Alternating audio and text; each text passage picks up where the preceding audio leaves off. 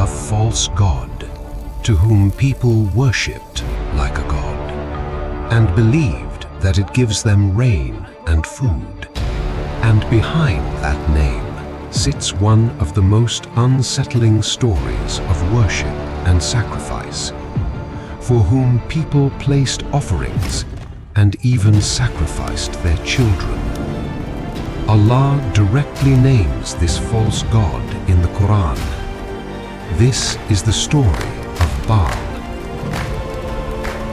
and of the prophet who stood against it, Ilyas alayhi salam.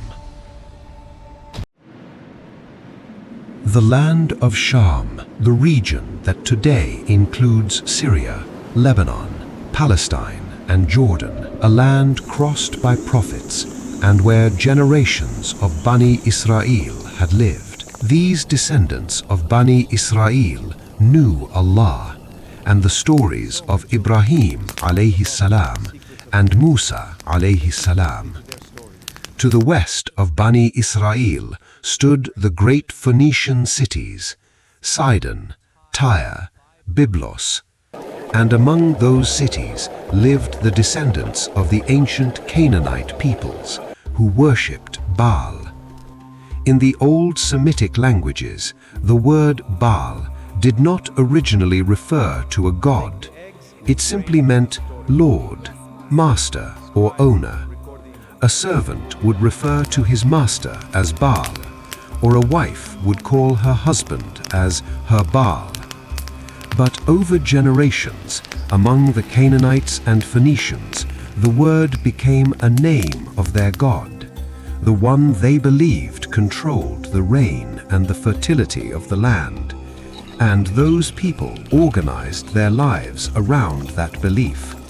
They thanked Baal for rain and crops, and when it didn't rain, they begged. Their fear made them worship it, and this worship turned into a powerful system to shape entire kingdoms. Canaanites and Phoenicians were Bani Israel's trading partners and political allies, sometimes even their relatives through marriage. And over time, the name Baal crossed over. At first, for Bani Israel, it was only a foreign god worshipped by foreigners. Slowly, they accepted and respected it. And eventually, many among Bani Israel started to worship it. Great Baal, accept our offering. Bless our harvest, mighty one. The earliest scholars of Tafsir differed regarding the exact location where the central events of this story unfolded. Some of them pointed toward a city whose name still carries Baal within it today, Baalbek, located in modern-day Lebanon. Others placed the story inside the kingdom of Bani Israel, in a city called Samaria. And this second view is the one most strongly supported by the surviving historical record. Biblical records narrate that by the 9th century, Bani Israel was ruled by a king named Ahab. He was powerful and politically skilled, but the decision that would define his reign was not military, it was religious. Ahab married a Phoenician princess named Jezebel, the daughter of a ruler named Ethbaal. After marriage, Jezebel entered Israel with her religion. She influenced the state religion. We must strengthen our alliances. Biblical accounts record that Ahab built a temple dedicated to Baal in Samaria itself, and a colossal golden idol 9 meters tall was erected. Soon shrines and altars were built across the kingdom. Worship of Baal that once belonged to neighboring nations now stood at the center of Bani Israel's public life. Some 450 priests served the system of Baal. 400 more devoted to a goddess called Asherah. A nation that once listened to prophets now listened to the priests of Baal. People of Israel, Baal controls the rain and the harvest. Worship Baal, and your fields will be filled with crops. Friends, as a channel, it is our duty to inform you that much of the story's detail in this video comes from biblical accounts. Some historical reports even describe rituals connected to these gods that involved the sacrifice of children. Quran narrates that when every person of Bani Israel started worshipping Baal, Allah sent a prophet, Hazrat Ilyas alayhi salam, for their guidance.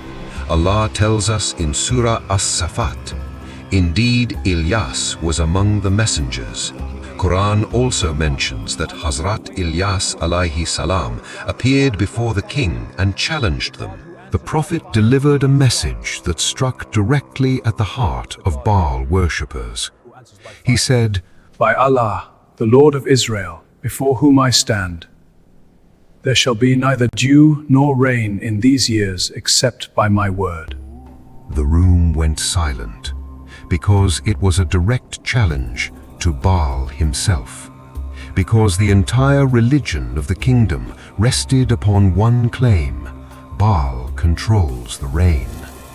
And Hazrat Ilyas alayhi salam had just declared before everyone that the sky belonged to Allah alone.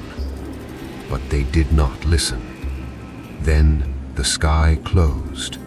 One season passed with no rain. The people waited, but the clouds did not come. The sky remained empty. The wells began to shrink. Farmers watched their crops die. Second year passed. The priests kept speaking and the sacrifices continued. But the sky remained silent. The sky stays clear. No clouds. The drought persists. Bible tells us that Jezebel understood what was happening. She ordered, Search that person and bring him before me. and his people started searching for Hazrat Ilyas alayhi salam. But Allah protected his prophet. The Bible mentions that Hazrat Ilyas alayhi salam lived beside a small stream and that ravens brought him food. But the drought continued and eventually even the stream dried up. So Allah directed him toward the home of a widow living with her son. It is narrated that as long as Hazrat Ilyas alayhi salam remained there, the flour and oil didn't finish. Allah quietly sustained a small household without difficulty. The drought continued for 3 years. The fields and rivers looked dead, and the animals died because of thirst. Bible tells us that when the kingdom was at its weakest, Hazrat Ilyas alayhi salam emerged again. This time he came with a challenge and sent word to King Ahab. He told to bring every person to Mount Carmel who still believes Baal controls the sky, and let this matter be settled for once and for all. Word spread quickly, and crowds began arriving. On one side, an entire kingdom stood, and on the other side stood a single prophet. The challenge itself was simple. 2 altars were set. Whichever side received fire from the sky would be proven right. The priests of Baal, who had spent their lives speaking about it, went first. They prepared their altar and started praying, shouting and pleading to their God. They continued for hours for one spark of flame. By midday, the priests became desperate. They shouted louder, danced harder, and eventually some began cutting themselves.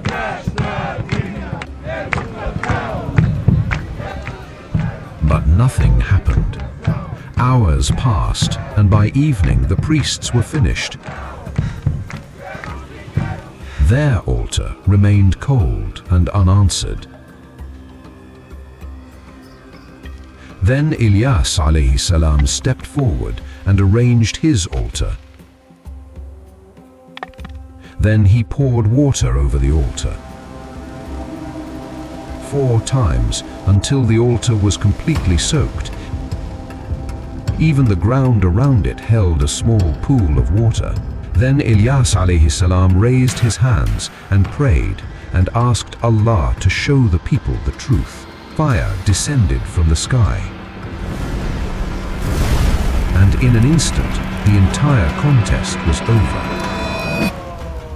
It is narrated that although many people were shaken by what they had seen, but the kingdom itself did not fundamentally change.